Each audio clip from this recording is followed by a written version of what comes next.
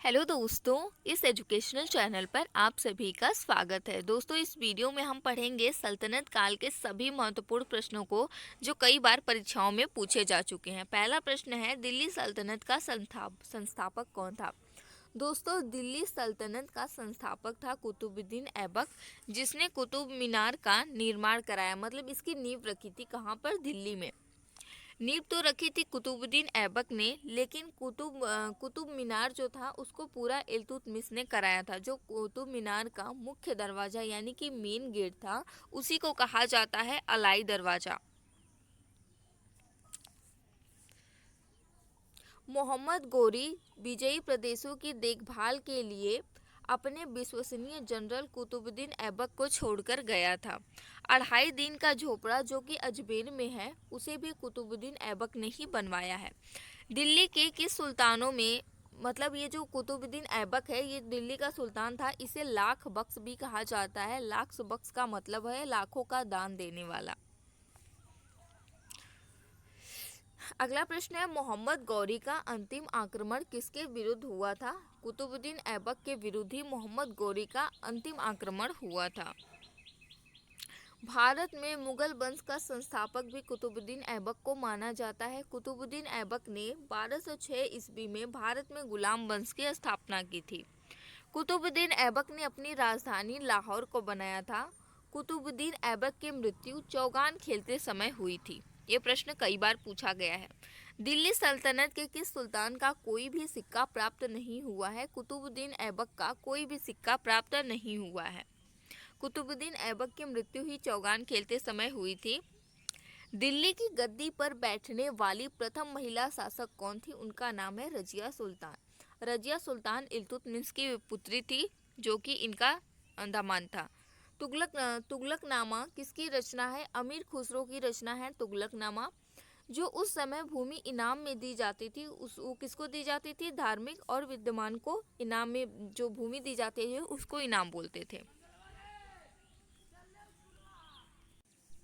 दिल्ली के किस सुल्तान ने दक्षिणी भारत को पराजित करने का प्रयास किया? अलाउद्दीन खिलजी। दोस्तों, अलाउद्दीन खिलजी ही पहला शासक है जिसने दक्षिण भारत पर आक्रमण किया और विंध्याचल पर्वत को पार किया।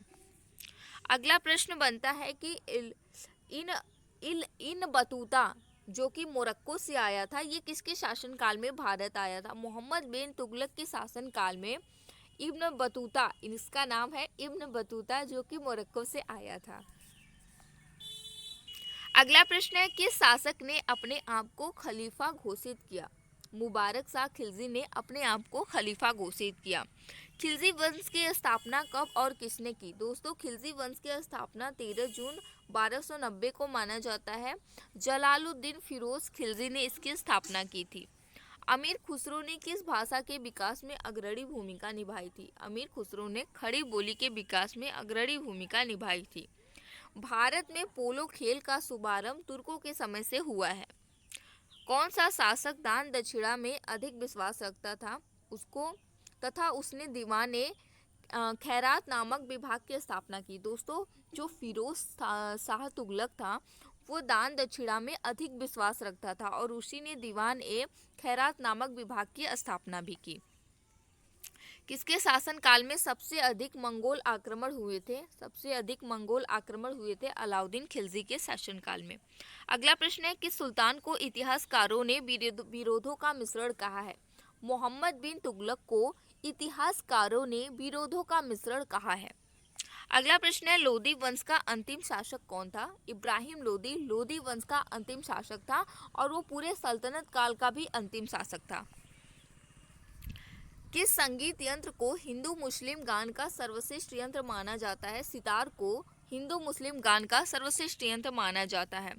अमीर खुसरो अब संगीत की हिंदुस्तानी शैली के जन्मदाता अमीर खुसरो को माना जाता है। और संगीत की कव्वाली शैली, जो कव्वाली होती है, आपने सुना होगा, उसके जन्मदाता भी अमीर खुसरो को ही माना जाता है। भारतीय इतिहास में बाजार मूल्य नियंत्रण पद्धति की शुरुआत, या फिर कहीं कहीं पर यह लिखा मिल जाएगा कि बाजार नियंत्रण प्रणाली की शुरुआत किसके द्वारा की गई? कि अलाउद्दीन खिलजी द्वारा शुरू की गई। अल बरूनी का पूरा नाम था अबू रहमान मोहम्मद। अगला प्रश्न है, दिल्ली सल्तनत के किस शासक ने अस्थायी सेना बनाई थी? दोस्तों वैसे तो जितने भी शासक हुए सभी ने अस्थायी सेना रखा था। जब युद्ध होता था तब वो लोग अपनी सेना का निर्माण करते थे, लेकिन एक अस्थायी सेना, जो स्थायी सेना होती है, उसका निर्माण किसने किया था? अलाउद्दीन खिलजी ने किया था। गुल उखी के नाम से, गुल उखी के उपनाम से कौन सा शासक कविताएं लिखता था? सिकंदर लोदी जो था वो गुल उफी उपनाम से कविताएं लिखता था। जलालुद्दीन फिरोज खिलजी की हत्या किसने की थी? अलाउद्दीन खिलजी ने। अलाउद्दीन खिलजी अलाउद्दीन के दक्षिणी भारत अभियान के दौरान किस सेना नायक का योगदान सराहनीय रहा? उस सेना नायक का नाम था मलिक काफूर। 11वीं सदी के भारत का दर्पण किसे कहा जाता है? दोस्तों अल बरूनी द्वारा अरबी में लिखी गई किताब उल हिंद को भारत का दर्पण कहा जाता था 11वीं सदी में। अलाउद्दीन के गुजरात आक्रमण के समय वहां का शासक था करणदेव बघेल। अगला प्रश्न है, अलाउद्दीन का प्रसिद्ध सेना नायक जिसका नाम था नसरत खां, ये कौन था? ये अलाउद्दीन का प्रसिद्ध सेना नायक था। ये चित्तौड़ के युद्ध में मारा गया। अगला प्रश्न है, अलाउद्दीन खिलजी दिल्ली का सुल्तान 1296 ईस्वी में बना।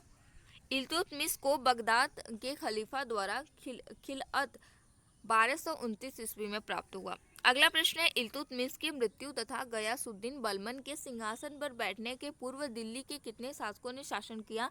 दिल्ली पर कुल 4 शासकों ने शासन किया था। अगला प्रश्न है, अलाउद्दीन ने देवगिरी पर कितनी बार आक्रमण किया? 2 बार।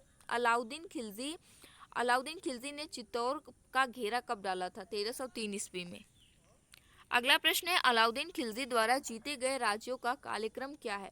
गुजरात, रणथंभौर, चित्तौड़ तथा जालौर।